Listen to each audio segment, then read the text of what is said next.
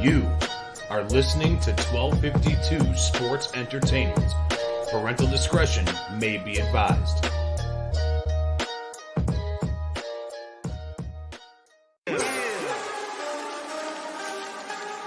Woo! It's about that time.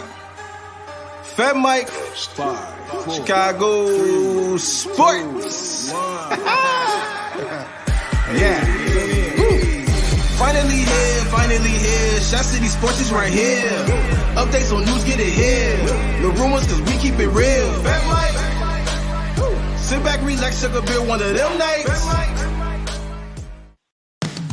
Hey, this is Carmen DeFalco from ESPN Chicago, and you're listening to the FatMike Sports Show. Hey, this is Dave Richard from CBS Sports, and you're listening to the FatMike Chicago Sports Show. Hi, this is Jesse Rogers for the FatMike Chicago Sports Show. Hey everyone, I'm Scott Merkin, the longtime White Sox beat writer for MLB.com and proud graduate of the University of Michigan. You're listening to me on the FatMike Chicago Sports Show.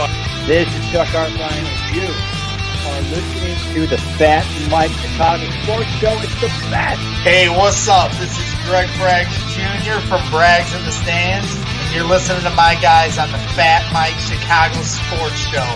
Boom! Hey everyone, Fred Huebner from ESPN 1000. Great to be on the FatMike Chicago Sports Show. I'm Dan Zaborski, senior writer for Fangraphs, and you're listening to FatMike Chicago Sports Show. I'm JJ Stankovich from NBCSportsChicago.com and the Undercenter podcast, and you're listening to the FatMike Chicago Sports Show. Hey, fucker, you know what I listen to? It's the FatMike Chicago Sports Show with my guy, Fat Mike. If you listen anywhere else, no jock. Listen to Fat Mike, the best.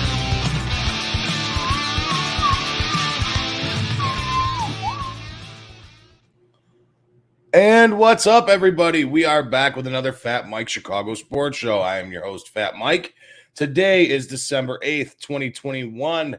It's a Wednesday, guys. It's always a Wednesday when I'm on. Sorry about last week. I was not able to make it. Had a bunch of stuff going on here on my end. My poor little pup. I'll give you guys a quick little insight about that here a little bit later. But I wanted to say thank you before we get this show going tonight, guys. This show does not happen without all our wonderful sponsors. And our sponsors are the Jonathan Darren Coldwell Banker Real Estate Team out in Homer Glen, Nick and Ivy Brewing Company, Susie Sheehan and her State Farm team out in Lockport, Berardi Law and Associates, also White Oak Farm Venue.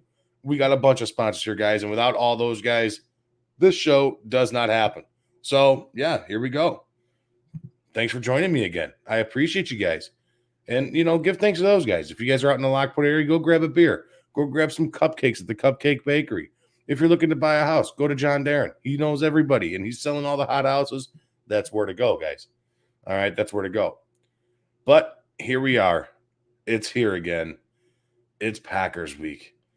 And we're going to touch on a little bit what happened last week, and I wasn't happy about that either. But, boy, oh boy, it's Bears week, guys. The Bears They go up to Lambeau this week, and they play the ultimate rival of the Green Bay Packers. And it's not going to fare well. It's not going to fare well. We know this. Before we get it on Packer week, though, let's talk a little bit about what happened this last week with Andy Dalton and his 4 awesome interceptions, completely taking us out of the game. Yeah, baby. Yeah. Good job, Andy. Good job. Way to cough the ball up 4 times, you fucking pud. All right. For all those guys that wanted Andy Dalton to be the starter at the beginning of the year, what were you thinking? Why? Now, I know Justin Fields hasn't looked that much better, but at least Justin Fields is a rookie, and there's growth and potential with him. We know what we're getting out of Andy Dalton, and what we've seen out of Andy Dalton on Sunday is what you would have gotten out of Andy Dalton all year long. Sorry, but it's the truth. It's exactly what it is. It's bad, guys. It's real bad. The Chicago Bears team is not a good football team. It's not. And believe me, I'm a diehard fan. I love my Chicago Bears. I watch them every single Sunday, whenever they're on. Thursday night, Sunday nights, Monday nights, I watch them. I stay up to watch these guys. I haven't missed a Bears game in I don't know how long. And I honestly don't know why at this point anymore. I don't know why. They do nothing besides break my heart each and every single week. And I'm getting really, really tired of watching this team just fail and flop and flub every single Sunday. It drives me absolutely insane watching this team. There needs to be plenty of changes up and down, whether it be the roster and management of coaching, the whole nine. There needs to be a bunch of change. And I'm not saying anything that none of you guys already know.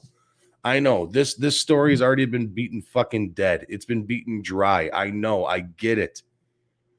But when is it going to happen for the Chicago Bears? Because sitting here as a fan, and this is me talking as a fan, not a guy that you guys come and listen to every single week.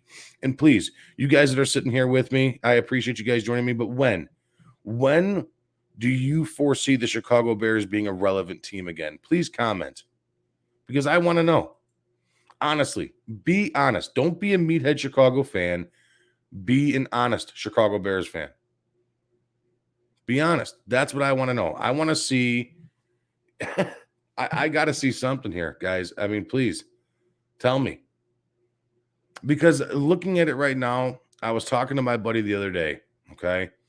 Looking at it right now, I don't see when the Bears can be good again. And that's with Justin Fields at the helm. And that's the truth. All right. We're talking on the defensive side of the ball. What do you need? You need another safety. You need a cornerback. That's two. There's 11 starting positions on offense, 11 starting positions on defense, guys. You need a starting cornerback to help out Jalen Johnson. You need one for sure, maybe even two, possibly safeties, because Eddie Jackson is not what you need back there. He can't fucking tackle at all. All right. You're losing Akeem Hicks. Danny Trevathan and Alec Ogletree are getting old. You're going to have to replace that. Okay. That's five. That's five on the defensive side of the ball that you need to replace. Or at least, try and put a body there. On the offensive side of the ball, you're losing Allen Robinson. Yeah, you are. Cole Kmet hasn't shown his worth at all. So you need another tight end, even though you have 15 on the roster. You're going to need interior line help. You're going to have to get some line help. Who knows what Tevin Jenkins is going to be? Who knows what Larry Borum's going to be? You don't know. But you still need some old line help. So there's 3, 4, maybe. So out of the 22 starting players that you have on the Chicago Bears, a 53-man roster, you need 9 replacement players or fill gap players. You know how hard that is to do? Do you have any idea how hard that is to do? It's going to be damn near impossible for the Bears to figure that out, especially with the regime that we have in place right now. And this has tickled my fancy over the past couple of days too, guys. I've been seeing so many posts over and over and over all over mainstream media here to bring Sean Payton in as your next guy. But nobody's specifying what you want to bring him in as. Do you want to bring him in as a head coach? Do you want to bring him in as a GM? What do you want to bring him in as? But let me tell you, he just signed a new contract in 2019, a 5-year extension. He's locked up until 2025, 2026. He's locked up. Now, yeah, you can trade for a GM. You can trade for a coach. That hasn't happened since Gruden. And look where he's at. You know, it's one of those things, guys, that the Bears are in shambles right now, and I do not see this team being a relevant team for the next minimum 3 years. And it just so happens, like, I always get like this too, because you realize how bad they are. And I've been sitting there and I've been watching this team, guys. I've been the guy that from the foremost has been saying since 2017, you should have drafted an O-lineman instead of Mitchell Trubisky.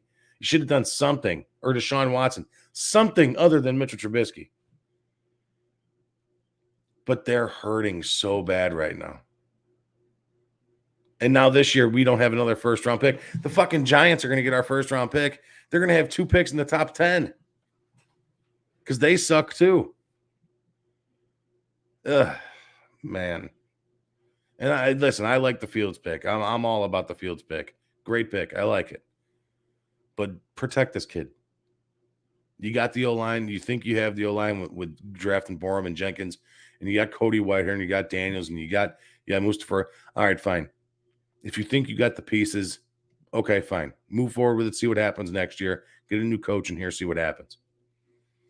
But man, they're sloppy on the back end of that defense. They're real sloppy on the back end of that defense. A lot of positions to fill. A lot. And now it's Green Bay Packer week, which makes me even more sick. And again, they're in fucking prime time. Why are they in prime time? Please, for the love of God, for the football gods, please explain to me why the Chicago Bears are in prime time. Because let me tell you something. For all you guys that think this Green Bay Packers and Bears game is a rivalry, it's not. It's not a rivalry at all. The Packers have beaten the shit out of the Bears for the last 25 years. It's not a rivalry. It's not. It's an ass whipping each and every time we play them. Fucking Aaron Rodgers was like, what, 20-5 against the Bears? 20-5? 21-5 with a playoff game? Are you fucking kidding me? That's not a rivalry. That's an ass whipping every time we play him.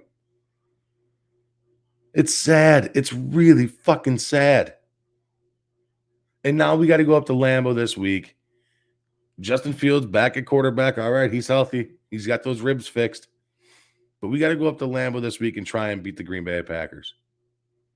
And I personally don't think it's going to happen.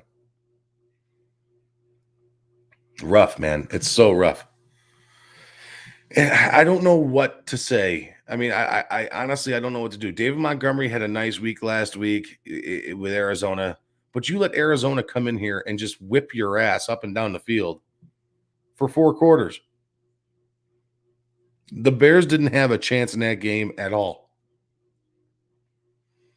Kyler Murray looked like he was playing fucking Madden on rookie out there against that Bears defense. He really, really did.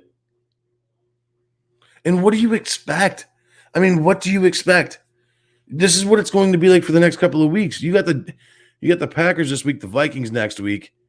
You get the Lions one more time. You get the Vikings twice. I think you get the Vikings twice left in the year. We haven't played them yet. But what do you expect? This team is not a good team. They're just not a good team. No, they don't have the Lions again. They've already played the Lions twice. But, I mean, where do you think the Bears go from here? They're not a good team, guys. They're not going to make the playoffs. Whoever thinks that's going to happen is sick. Is sick in their head. The Bears' next games, they have 5 games remaining left on the year. They play the Packers this Sunday, the Vikings next week, the Seahawks the week after that, Giants and Vikings. I see them winning 1 game over the next 5. 1. And that's the Giants, because the Giants are terrible. Boy, are the Giants bad. If there's one team that's in a worse situation than the Bears, it's the New York Giants. Dave Gettleman has no idea what the fuck he's doing out there. Joe Judge has no idea what he's doing out there. That's another team that's just completely just disarray. It's bad, guys. It's bad. We're going to be talking tonight. We're bringing on ESPN's 1000 and a longtime rocker, man. I mean, rocker, J.R. Straus is going to be joining us here at 7:40. And I'm really pumped up to bring him on. It's going to be a lot of fun bringing him on. Him and I have been talking a lot of music over the last couple of months. I'm a big-time music guy, guys.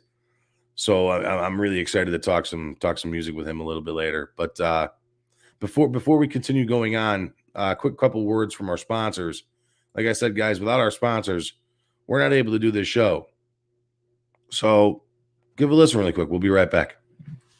Hi, I'm Jonathan Darren, licensed real estate broker with Coldwell Banker Real Estate Group in Homer Glen. Are you looking to buy or sell? Have you been disappointed in the past? The Jonathan Darren team with Coldwell Banker Real Estate Group focuses on providing you with a concierge level of service during the process of buying or selling. We are a service-oriented team with a fresh and professional approach to selling real estate. Our goal is to combine knowledge, skills, and passion to exceed our clients' expectations, and most of all, we truly care. We are a knowledgeable real estate team focused on offering expertise and innovative solutions for our clients. The Jonathan Darren team has 5 full-service real estate brokers and a dedicated full-time marketer servicing all of Chicagoland. We will customize a detailed plan around your timeline for a sale, purchase, investment, estate, or other needs. Real estate transactions can be stressful, but don't need to be. Let us handle it for you. Visit our website, homesbyjdt.com, or call 708-308-1938 today. Expect better in real estate. Choose the Jonathan Darren team.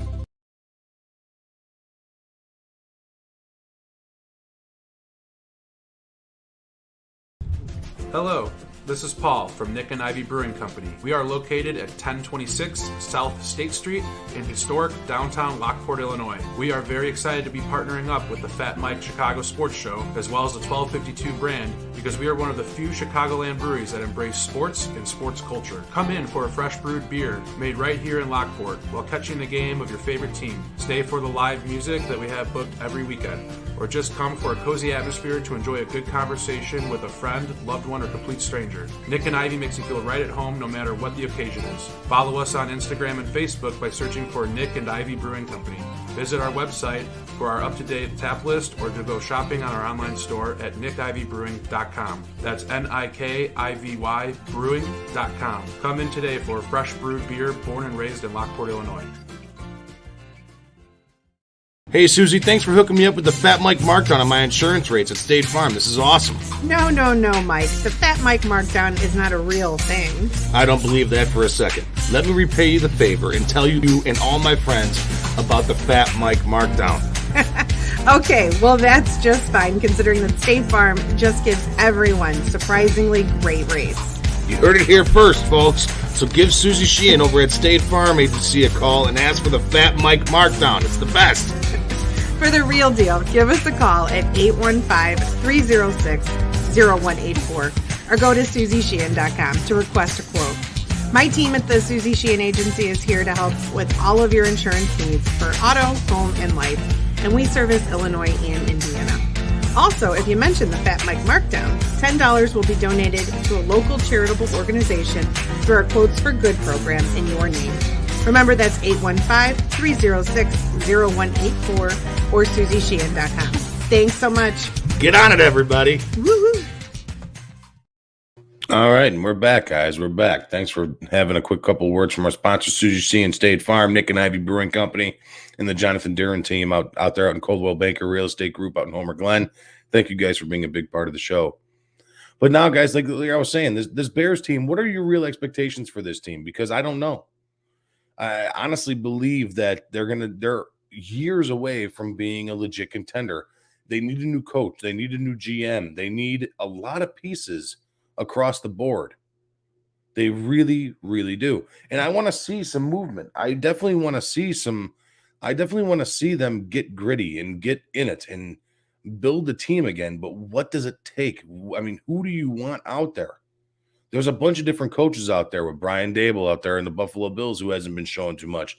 You got down there in Tampa Bay, you got Byron Leftwich. You got Kellen Moore. There's rumors about Jim Harbaugh and Day out there, Ryan Day out there out in Oklahoma State, Ohio State. There's a lot of rumors out there all over the place. Pat Fitzgerald's name has been thrown around for a little bit. There's a lot of guys. Sean Payton has been thrown out there a lot that I've seen, and I don't think that's going to happen. But they need something. They need somebody like a Sean Payton that can fix this organization. They really do. They need something that we can grasp onto and trust, because I don't trust the brain trust or whatever you want to call it that's there at Hallis Hall now. It's sad. We got to get something going here, guys. Aren't you, as Bear fans, sick and tired of watching the same exact thing trotted out on the field every single Sunday? Because I am. And I didn't have any expectations going into this year. The expectations that I had after you drafted Justin Fields was, okay, let this kid play, let this kid learn, let this kid progress. Has he? Yeah, he has. Have the Bears?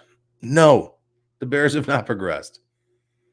I knew they weren't going to be a good team, but I'd much rather see them stink with Justin Fields back there than stink with Andy Dalton back there. And we were left out for 3 weeks because of that without Justin Fields. You don't want to start them against the Rams because they're such a good defense. You don't want to start them against whoever the fuck they play. And then you trot them out there against Cleveland, who eats his fucking lunch for 4 quarters. It's aggravating, guys. It really is. It's really, really aggravating. Oh, man. I don't even know where to go. I don't know where to go from this. There's other news, not non-Chicago sports. I thought this was funny, guys. I thought this was hysterical. Now, if you guys know me, you guys know I'm a big hockey fan too. I love my Blackhawks here, but I can watch any hockey game anytime. Doesn't matter who's playing. The Phoenix Coyotes, the Arizona Coyotes, the Phoenix Coyotes haven't paid their bill on their stadium. They're at risk of getting thrown out of their own home building and not having a home arena come January 1st. Actually, come December 26th. If they don't pay their bill in time, they don't have home ice anywhere. That's something. Now, this goes to me all the way back. I'll go all the way back with this, guys. This is when Wayne Gretzky decided to ruin the NHL and go to the Los Angeles Kings and get traded to the Los Angeles Kings. Yes, I said it. He ruined the NHL by expanding teams to go south. The Minnesota North Stars are now the Dallas Stars. The Quebec Nordiques are now the Colorado Avalanche. The Winnipeg Jets became the Atlanta Thrashers and then became the Winnipeg Jets again. There shouldn't be teams south of St. Louis. Plain and simple. The Florida Panthers, Tampa Bay Lightning, doesn't matter. You guys blow. The Dallas Stars, you guys suck too. Arizona Coyotes, Phoenix Coyotes, whatever the fuck you want to call them, you shouldn't be there either. There shouldn't be hockey below St. Louis. It should be the northern half of the United States and up. That's it. That is it. And nobody is ever going to change my mind on that. The Hartford Whalers became the Carolina Hurricanes. It don't matter. I really hope that the Phoenix Coyotes fold and end up back in Quebec. I really do. That'll make hockey much more fun for me because I loved the Quebec Nordiques when I was a kid. Joe Sakic, Peter Forsberg, Adam Foote. The list goes on and on and on and on. I can go all over that. But I really do. I really hope that they don't pay their bill and they get moved. I really genuinely do. That's a complete clusterfuck in itself. Other big news that I thought was really cool today, guys. Tiger Woods is back. Tiger Woods is back, and I'm pumped. Again, if you guys know me, you guys know I'm a big golf head. I love golf. Tiger Woods announced today that he will be competing in the PNC Championship on December 18th and 19th with his son, Charlie. It'll be Tiger Woods' first competition since he was involved in his car accident in February of this year. Tiger Woods is back, y'all. Tiger Woods, y'all. He's coming back. How cool would it be if he came back like full blown, won another Masters? Because let me tell you, Tiger makes golf. When he's on, if he's in a championship or something like that, the U.S. Open, the Masters, any of that, it makes it. Because everybody, doesn't matter who you are, everybody wants to know what Tiger Woods is doing. There hasn't been a person that has done more for his specific game than Tiger Woods. Tiger Woods made golf what it is today. Michael Jordan made basketball what it is today, but there were some guys before him, and Bird and Magic and guys like that. Gretzky made hockey. Yeah, I get it. But Tiger Woods made golf a streamlined sport. That's why you see all these big heavy hitters out there, and Bryson DeChambeau and Brooks Koepka and, Justin Thomas and, all these guys. But Tiger Woods made it a thing. Rory McIlroy, who's the kid in the Puma shit. Yeah, I forget his name all the time. But he made golf what it is. Golf was not that exciting when Tiger Woods wasn't there. It's still not that exciting when Tiger Woods isn't there. But when Tiger's there, that sells, baby. That sells big time. Tiger Woods is the ultimate consummate professional for golf. He made that sport what it is today. There's not too many guys that can say that for their sports. There's not.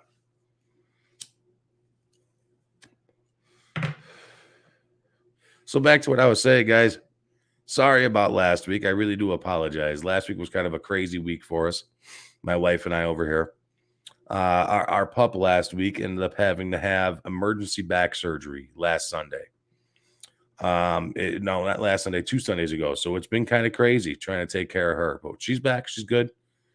She still can't work her back little legs. They kind of drag around, but she's getting better. And that's what matters. So, yeah, that's why last week I didn't do a show. It was all crazy. It was all craziness. Trying to get her going, trying to, still learning what's going on with her and how to take her out and all that other stuff. But that's what was going on. Our Bulls are looking good. Now let's get off the dog stuff. I don't mean to make everybody sad, but the Chicago Bulls look really good. They're playing really good basketball right now. Oh, man, do I like that DeMar DeRozan. Is he something special or what? Love that guy. Lonzo Ball. I never knew how good that guy was until he was on our team. That dude, talk about a guy who's completely revamped his game to become a shooter. Because I remember when he came on out, he couldn't shoot for shit. And now that guy can score, baby. He can score. I love Ayo. Man, do I love that kid. Is he good? Zach LaVine still doing Zach LaVine things. The Bulls, I said at the beginning of the year, we're going to win 50 games. Right now, I think they're 17-8. I think that's what they are. Let me double check that really quick. I'm pretty sure they're 17-8. But they are playing awesome right now. Yeah, 17-8. They're a half game back of the Brooklyn Nets, who they just got done mopping up. They just got done mopping up the Nets the other night, 111-107. Good for them. They smoked on the Nuggets the other night, which was an awesome game. Awesome game, 109-97.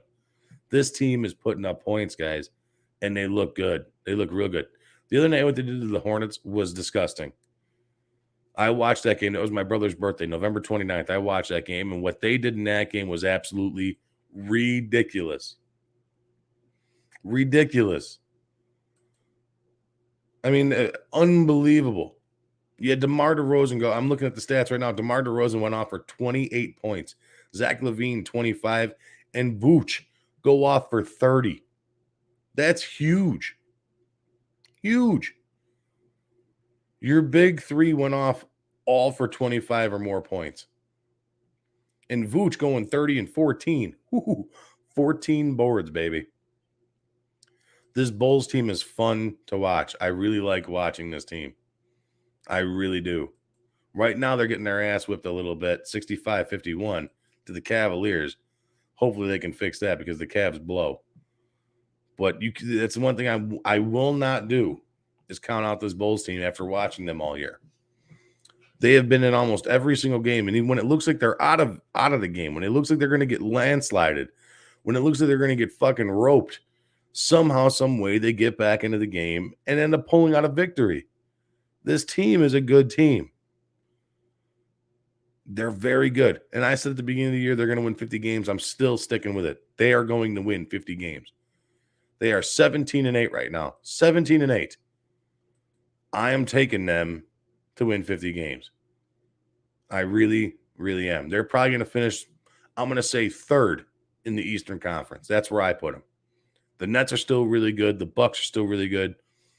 I'm saying the Bulls finish second or third in the East. The Western Conference is ridiculous right now, guys. You got 3 teams playing out of their mind. And we all know that the Lakers are going to be there no longer with LeBron James and his crybaby crew of Russell Westbrook and Anthony Davis and that fucking shit that he calls an eyebrow across the top of his face. All right, they're still going to be there.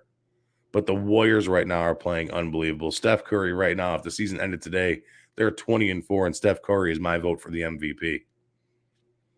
He has been unbelievable. The Suns have been absolutely unbelievable as well. I mean, straight up killing it. They're 20-4 too. They are tied with the Warriors at the top of the division. Devin Booker has been unbelievable. My buddy and I argue all the time, who's better, Zach LaVine or Devin Booker? And I'm going to be biased. I'm going to say LaVine, but man, that Devin Booker is something special too, ain't he? He can put up points. He can score. He takes a lot of shots, but man, oh man, the team he has around him kind of bails him out a lot, doesn't they?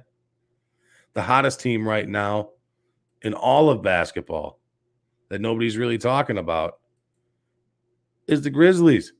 They've won 5 in a row. They're killing it. I watched the late night game the other night with those guys. They were awesome.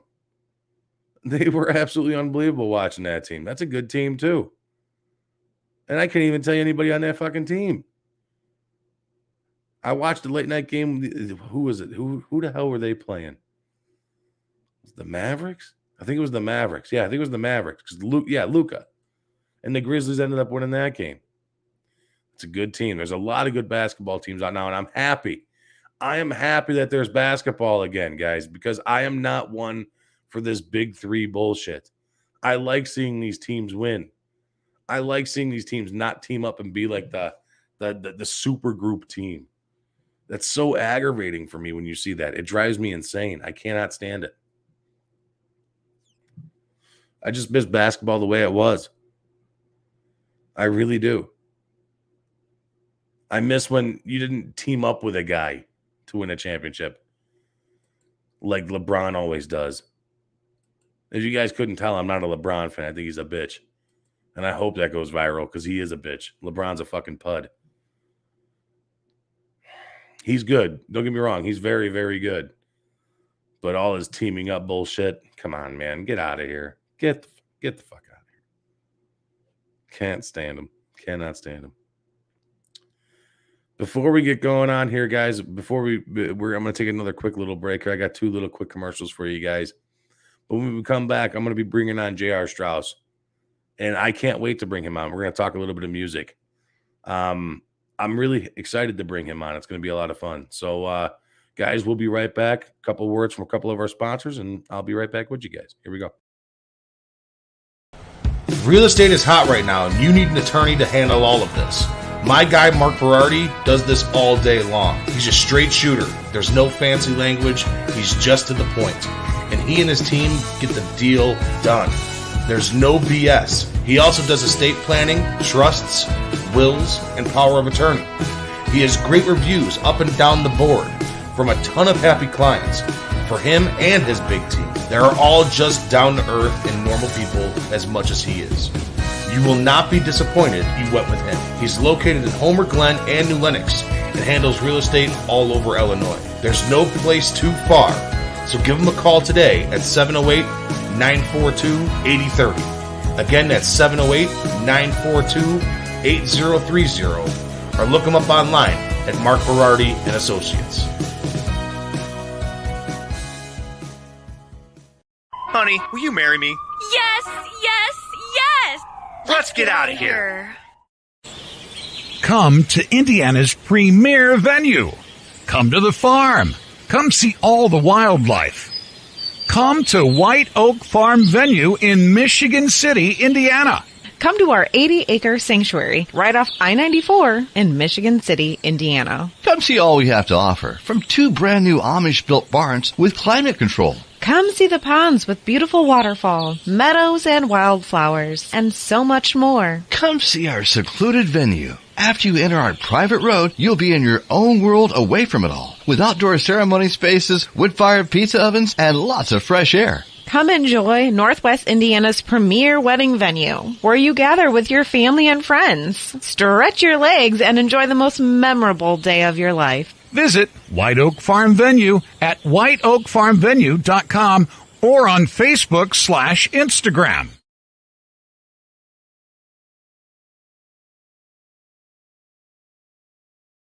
All right, and we're back again. Thank you for those quick little words from our sponsors, Berardi Law and excuse me, White Oak Farm Venue out in Michigan City, Indiana. That's where my wife and I got married. A beautiful place, beautiful venue.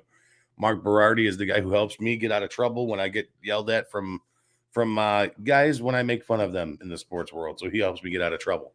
But guys, really quick before we bring on JR, don't forget about all the awesome shows that we have here across the network. I know tomorrow night we got Bears Fans with a Brain on with our guy Alan Bratcher.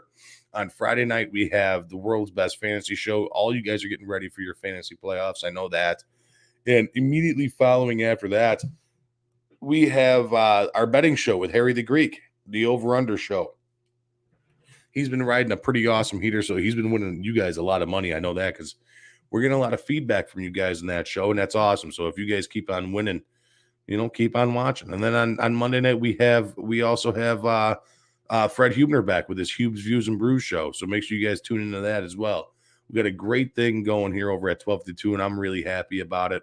We got a bunch of good shows up and down the line from Freddie to myself to the guys over on the fantasy show and Jeff Schwartz and Andrew Tarbill and Tyler DeMouse. It's great here, guys, and I appreciate that you guys keep on tuning in. You guys keep on downloading the show on Spotify and on Google Podcasts, all that stuff. You guys have been absolutely phenomenal, and I'm really happy that you guys continue to tune in every week because without you guys, we don't do this shit either. So yeah, there we go. We're going to be bringing in Jeff Schwartz here in a minute as soon as he pops on up. But I wanted to tell you guys something, and this is legit, and this is super sincere. In the little teaser that I had before the show, the promo that I put out, I said how 41 years ago today, a Monday Night Football game between the New England Patriots and the Miami Dolphins changed my life before I was even born. And I really sincerely, with my entire heart, mean every single word of that sentence. Tonight, on December 8th, in New York City, Mark David Chapman, a crazed Beatle fan, shot John Lennon in the back twice, and he killed him. And on Monday Night Football, Howard Cosell broke in and said it live on Monday Night Football. It was one of the weirdest and most insane and most crazy things that you could ever hear on a Monday Night Football. I don't think anything like that has ever been described or said on a Monday Night Football like that ever since. And how it changed my life, guys. When I grew up growing in my household, there were two things with my father to remain close to my father that you had to follow. One was Chicago Cubs baseball. That's why I'm a diehard Cub fan. Diehard. That will never, ever, ever change.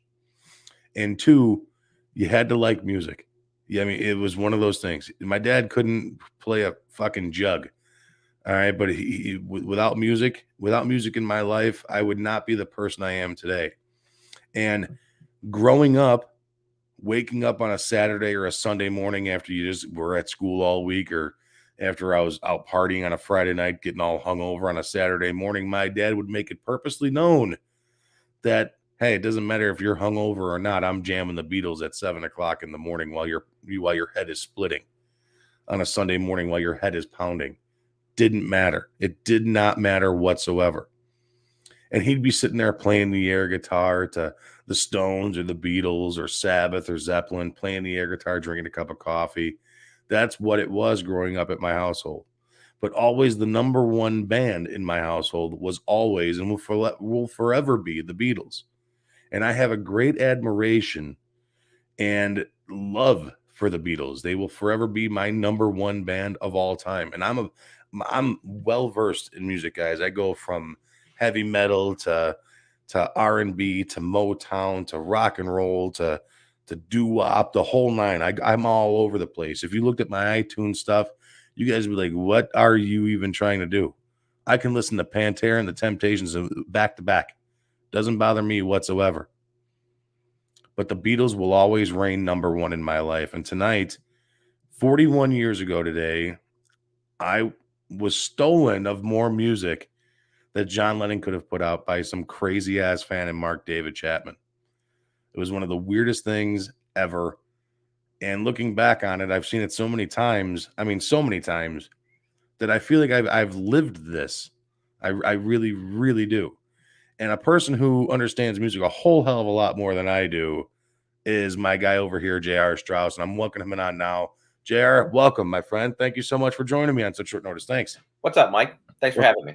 Man, I really do appreciate it, man. Such short notice you came on here. You and I have been out of control, man. Oh, it's beautiful. What the hell That is beautiful happening? beard. Oh, my goodness. Everybody, if you guys don't see that beard, I mean, you got to give this guy some credit. This guy's been growing this thing for a minute. And you look gorgeous. Billy Gibbs. Baby. Gibbs. Out of control. So, yeah, I was listening to you talk about the Beatles and John Lennon before you brought me in. And, you know, it's one of those things I feel like everyone feels the same way. For me, the Beatles were always the standard. They were always what you would compare something to. Well, it's not as good as the Beatles, right? Or, you know, if something was on the level as the Beatles, it was the best, right? It was the superior of everything. And, yeah, I feel like the world was robbed of more music. I showed my daughter the Cosell clip earlier today and wondered aloud what the world would have been like with 40 more years of John Lennon.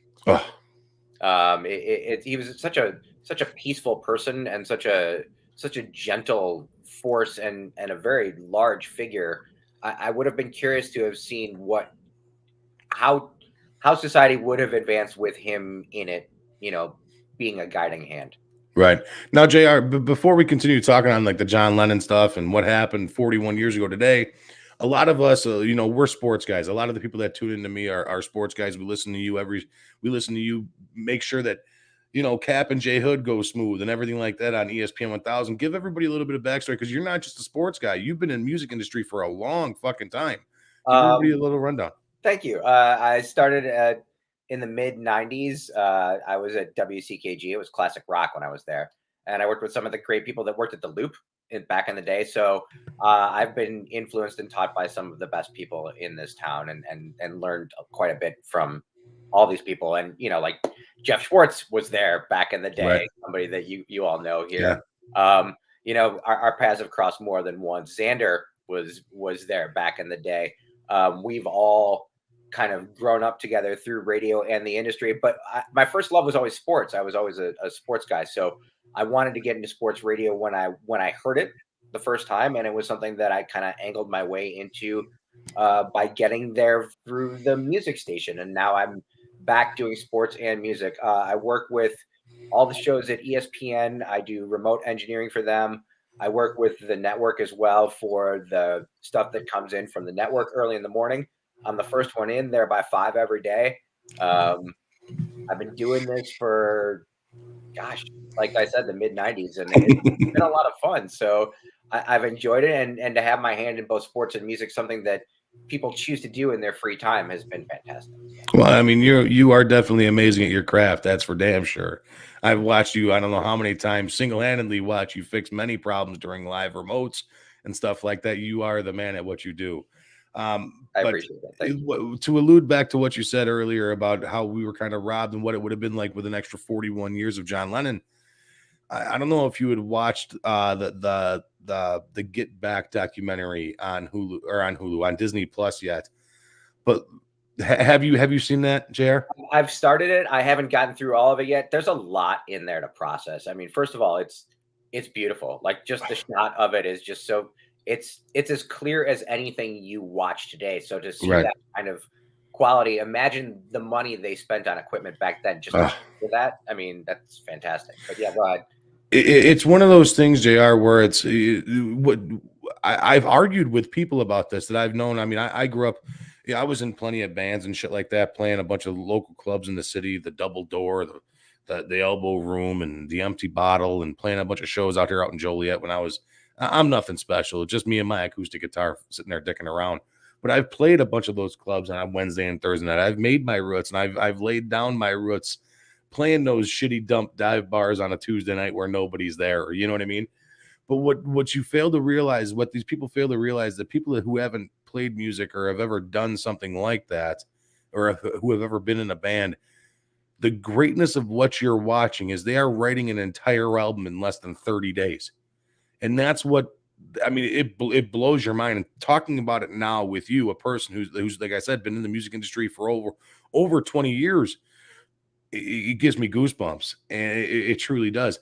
In those 3 episodes, Peter Jackson really outdid himself. For those of you guys who don't know who Peter Jackson is, he's the guy who did the Lord of the Rings movies, and phenomenally done. You may not think they're great movies, but they really are, because visually and directing, and they're just absolutely beautiful. what he's done with this is absolutely gorgeous. And what you realize when it's all said and done, JR, and this is one of those things, like this is how much the Beatles mean to me and my family, is that they're writing Let It Be, the entire album, and all four of them know that this is the last time they're going to be together.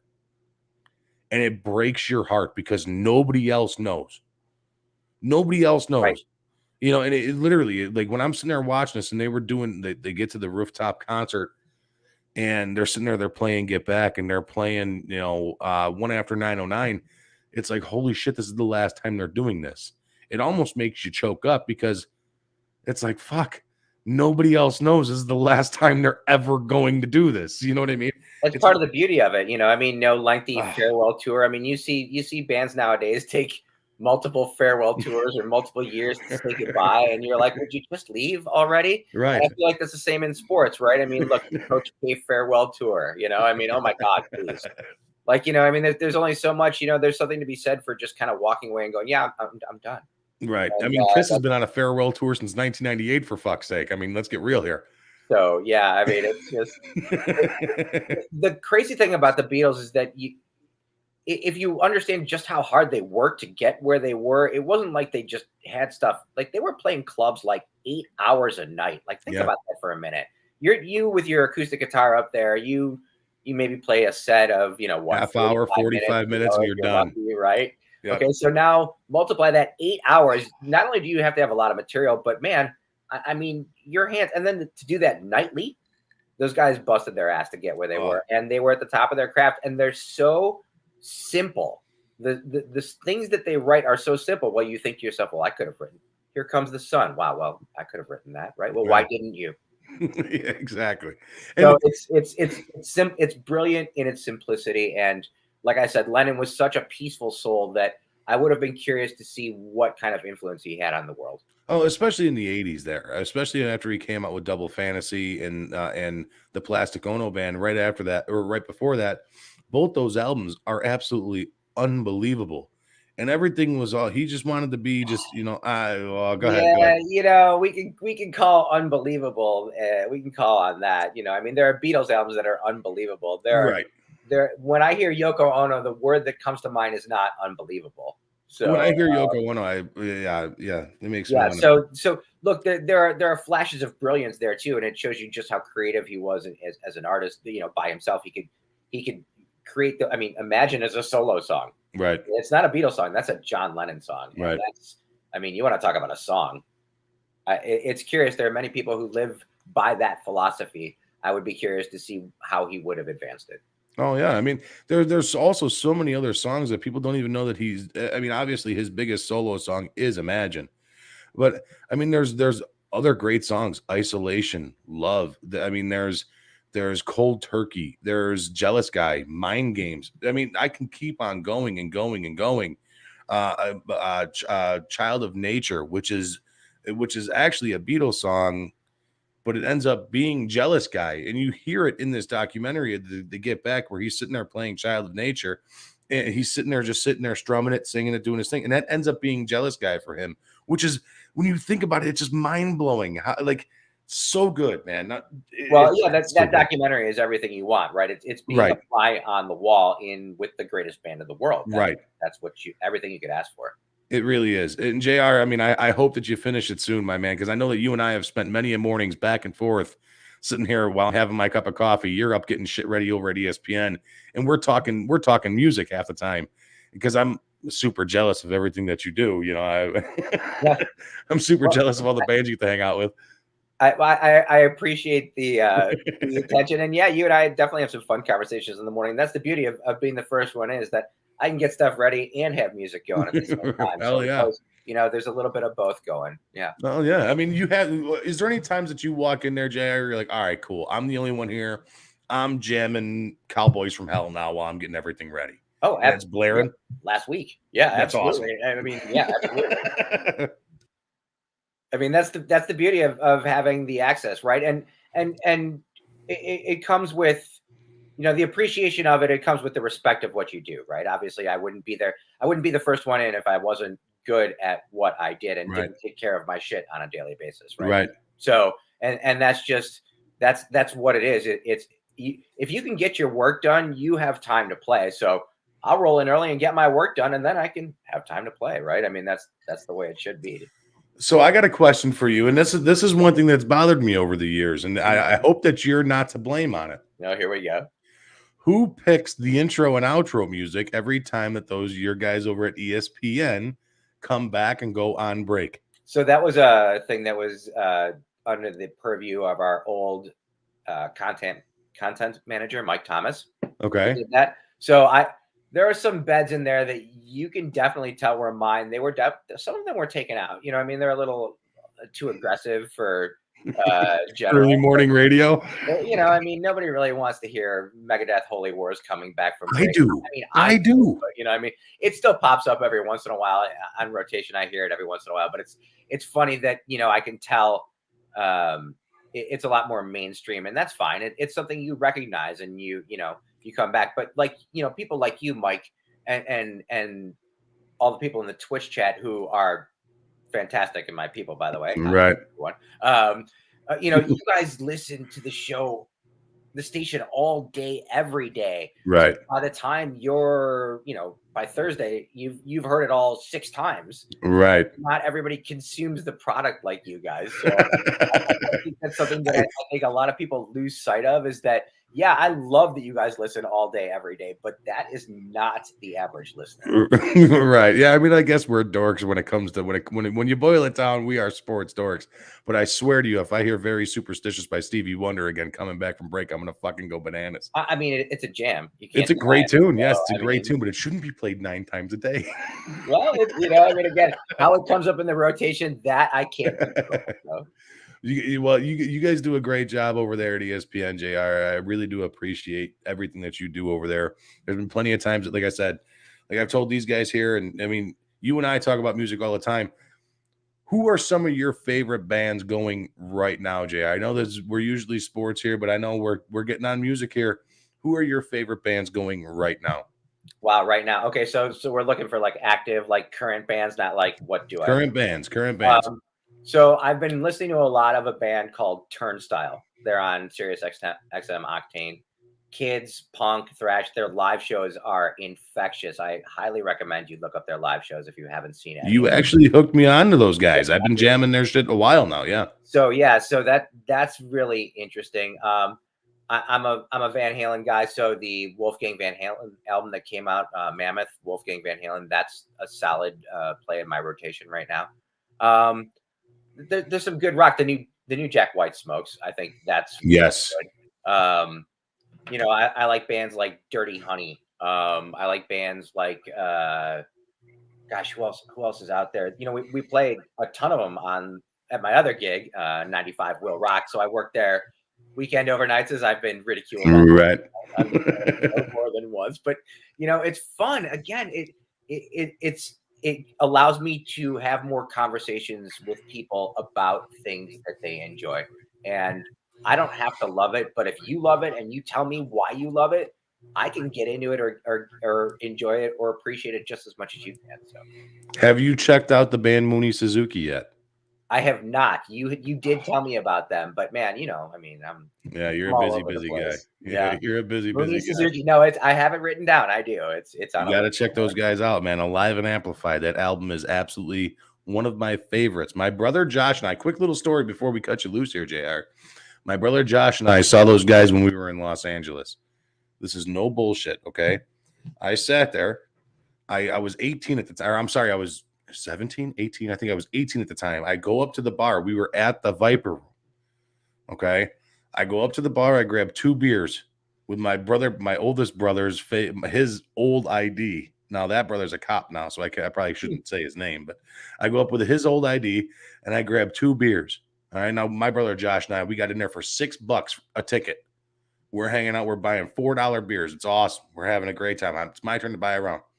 I turn around and some little guy walks right past me and knocks both beers right out of my hands. I'm like, no, what the fuck, man? Like, you got to be kidding me. I look up. It's the owner of the place. And at the time, it was Johnny Depp. Yeah. And Johnny Depp, he's like, hey, man, my bad. I'm sorry. He's like, beer's on me the rest of the night. paid for my brother Josh's and I beers for the rest of the night. We hung out. We watched Mooney Suzuki for $6, and they were about to blow the fucking roof off the place, man. They were awesome live. What you hear on that CD is exactly how they sounded live, and it was absolutely amazing. That's a true story, JR. All right, I'll have to check it out. No wonder you have such an attachment to it. Yeah. Well, yeah. It was a good beers out of your hands. So, yeah. it was a good time. It was a good time. And before we cut you loose, JR, I just did my 35-minute, 40-minute rant on the Chicago Bears and what's going on. And you talked me off of a ledge earlier in the year. And is it okay if I give a little bit of backstory? Go ahead. So earlier in the year, guys, I wrote this big, long letter, and I was going to send it to the Bears. I was going to. And our guest here tonight, Mr. J.R. Straus, talked me off of a ledge and kind of told me, he's like, listen, man, nothing's going to change. They're not going to do this. He's like, you're being too much of a fan. Just let things play out. Quit being a Chicago meathead, quote unquote, as you so simply put it. JR, our Bears, where do they stand right now? How are you feeling about this team right now, man? See, and you left out the best part. The best part was that I told you, I said, I bet you the last letter you wrote that passionately was to yes. It was to Santa. Yes, it was. What can I tell you about the Bears? Well, they play the Packers on Sunday night. I think they're going to be embarrassed. Yes. I think nothing will change until the end of the season. I think if Fields is healthy and I think if Jenkins is healthy, I think you have to put them out there so they can figure out their rhythm and where, Jenkins is going to have to learn what Fields is going to do and what his tendencies are. And that's going to come in, full game speed, and they're going to have to figure that out. And, I don't want the kid to get hurt, but at the same time, I'd like him to get that experience where he figures it out. We're going into next year. He goes, okay, I know what worked and I know what didn't work. So I have at least that as a baseline. If you don't put him out there, what are you doing? How are you advancing the story here? Right. You're talking Fields or are you talking Jenkins? Well, I'm talking Fields. Again, Jenkins only if he's healthy, right? Obviously, he's still learning, and you never want to put somebody out there with a bad back, obviously. Right. So you got to make sure that he's 100%. I mean, they've had him out there for a couple plays, right? I mean, that's it's growth.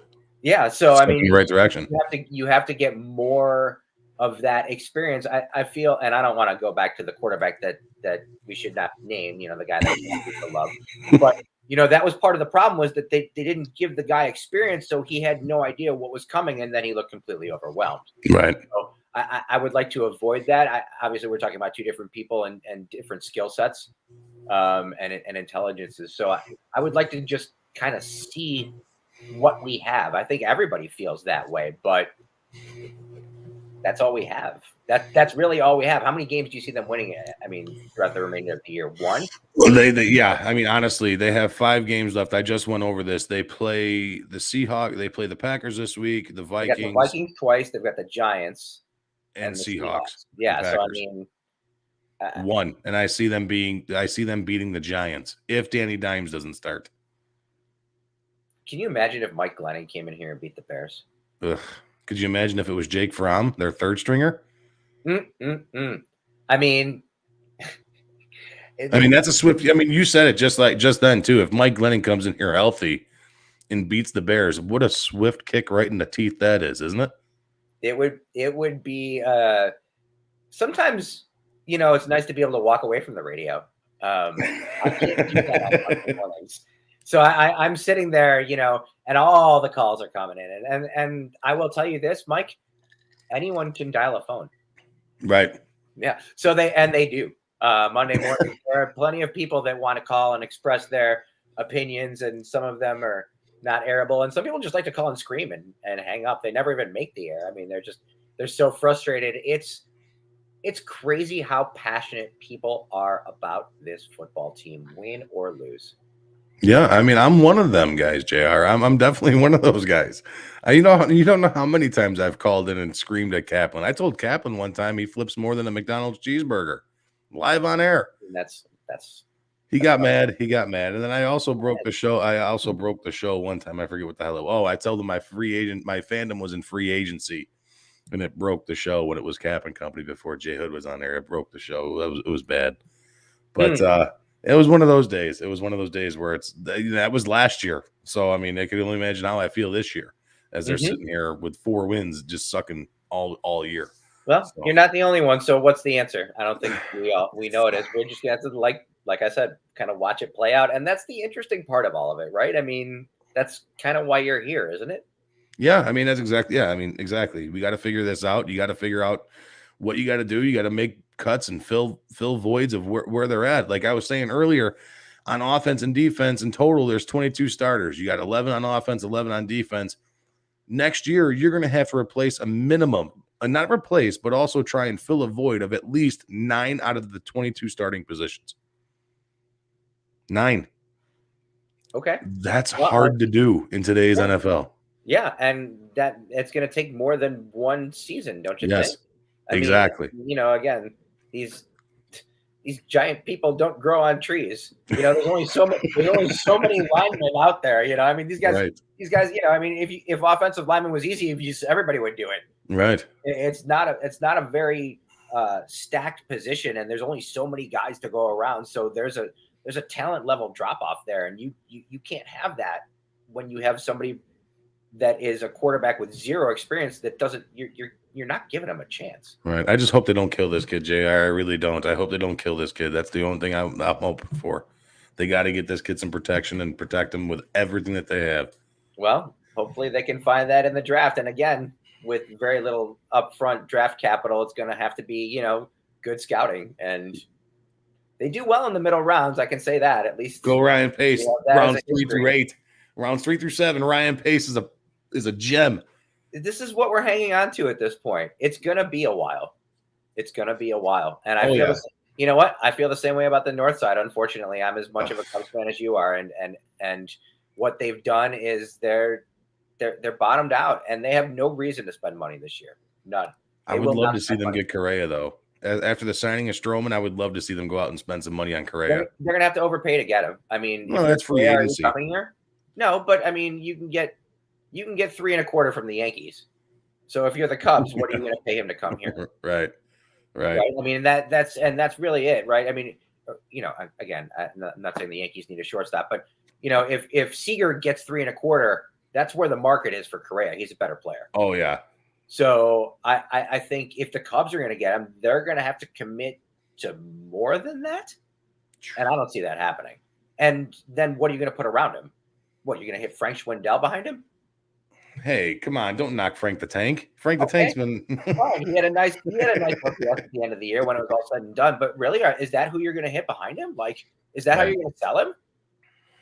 I think the best option for the Cubs right now is to honestly, as much as it pains me to say, I was okay with them moving Bryant. I was okay with them moving Baez. The one that hurts me the most was getting rid of Rizzo because he was just my favorite. Yeah, he just was. But it was a time, yes. Hasn't put together a full season. In a couple seasons, the back issues always are always lingering. But the thing I want to see now is I think they should move on from Contreras. Well, I think he brings the most back. I think that's where you're going to get the most back for dealing Contreras, and I think you do it in the off season. I think the longer you hold on to him, the less you get for him. I also think that I was surprised they didn't do it last year. I was surprised he was not one of the ones that was gone. Because I was surprised that, honestly, the biggest surprise from last season, I knew that they were going to move on. I was at the live event out here in Oak Forest when you guys were at the bowl. And everybody was just getting thrown out the window. And it was I was there with you guys. It was just, again, I'm a Bryant guy. So, and I'll make my case, again, he's the best thing that's come out of the system forever. And I'm not being sentimental. It's true. He is the best thing that's come out of the system for decades. And when you've got a guy who can play 4 position and does it with a smile on his face and runs the bases like he does. And, I don't know why you wouldn't want that guy, or at least try to give that guy a chance to develop, or at least maybe, I don't know, give him a position and let him just work it out and get comfortable in one spot. He's never been given that opportunity. I don't think he's worth the money that he's asking for, but I think maybe in a shorter term deal, I would give him another spin. That's right. Yeah. I mean, fuck it. So Chris Bryant drove me nuts. He really did. I thought he was Nah, listen, we always hear this term, JR, where it's the back of the baseball card, and the back of his baseball card is always roughly the same.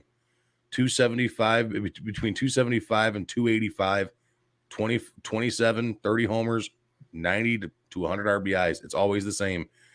4 or 5 positions. Right. You know, right? he plays left field, Gold first base, glove, third base. Right. I mean, again, guy's a ball player. I mean, I don't know. He can play for me. I'll take 275 and 30 from a guy that I can plant in 4 different positions. Listen, Right. it's not the same as it used to be. You used to get all your power from your corners, and now you can get power anywhere. Right. So I don't know.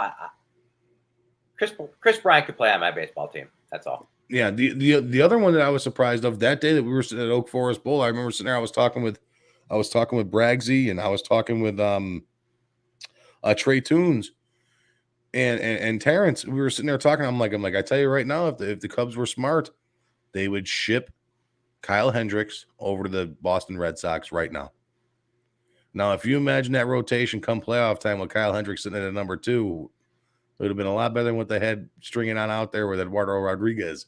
Sure. Well, yeah, and I'm a Kyle fan. I'm glad they didn't. I mean, he's our guy. I'm glad they didn't ship to Boston. So, and you put Stroman behind him, and then now, okay.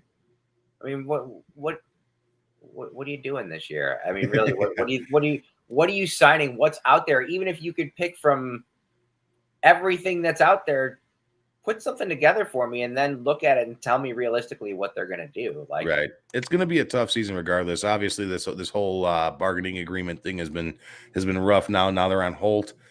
Hopefully that eases up before the season starts here to where we can actually see some baseball this year. I hope that's the case. But I think the Cubs season this year is going to be a rough year. Yeah, I think you're right, JR. We're looking at low 70s in terms of wins. I think that's accurate, and that's even without knowing what's on the roster. I mean, that's you're not going to be competitive. You're not going to be in the hunt, as we've heard so many times. Right. But you've got to watch what they're signing. Every single person they've signed, including Stroman, is completely flippable. Yes. Every single one of those guys. Yes. Stroman's contract is a very good contract to ship off. You start off bad, or if Stroman goes, you know what? You guys said that you were going to get Correa and you struck out. I want out of here. He's gotten out after 2 years. He's basically signed a 2-year, $50 million deal. You flip him in that second year if you're not going to re-sign him. Right. You ditch him to a contender and you cut your losses and you say, all right, we tried, and you move on. But maybe he makes him competitive. Maybe he's a gamer. Maybe he is a legit 2. I'd like him as a 3 in an ideal rotation, which means that you're gonna have to go sign an ace, and I don't see them doing that. No. And I wouldn't be surprised. I was just talking about this the other day too, JR. I wouldn't be surprised if at opening day this year, if he's your number 1. Well, Kyle's your 1. He's earned it. You're not gonna usurp that. You're not gonna. I mean, geez, of all things. Right. I mean, the only thing that Cubs fans have right now is Kyle Hendricks. Don't take opening day away from him. My goodness. I'm just saying, I wouldn't be surprised. Not this year, my friend. Not this year. JR, how can everybody find you? How can we all stay in contact with you besides ESPN? How do we get a hold of you? I am on Facebook and Twitter at JR Straus. Insta, I don't use very much, JR Straus 951. But yeah, say hello, stop by, friend me. I answer a lot of questions and would love to talk music and or sports with you. JR, I appreciate you coming on with us, my friend. Thank you so much. We will talk soon, my friend. Thank you so much for hopping on with us. Thanks, Mike. Have a great night. Take care. Everybody, that's JR Straus, ESPN 95.9 Rock. He's all over the place, this guy. He's always talking music, always talking sports, always doing everything he possibly can up there at ESPN Chicago. The guy is a work junkie. That's all this guy does is work. And everything he does is absolutely amazing. JR is a good person. Go follow him at his Twitter handle on Facebook. He's always a guy that will reach out and tell you some cool stuff. JR is giving me advice with the podcast and everything like that. He's a great dude, great guy. And he honestly, I like to call him a friend. He's a great person. So on that note, guys, I'm done for the night. We talked our Cubs. We talked our Bulls. We talked our shitty Bears. We talked to JR Straus about one of the days that broke my heart ever before I was even born. In 1980, December 8th, 1980, where John Lennon was shot, killed, murdered by a piece of shit named Mark David Chapman. It broke my heart. On that note, guys, we're done. We are done. I will see you guys next week.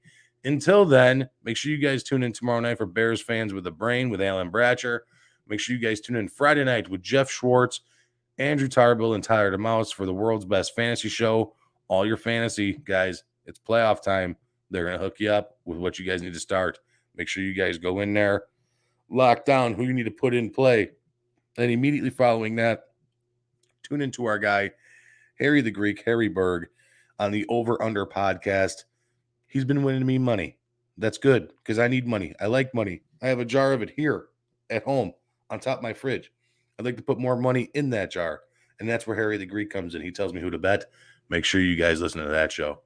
And on that, after that, Monday night, it's back to the start of the week. We got our guy here at 1252 Sports and ESPN Chicago, Fred Hubner with Hubes, Views, and Brews, where he talks all local Chicago sports and he talks all local breweries all across the area.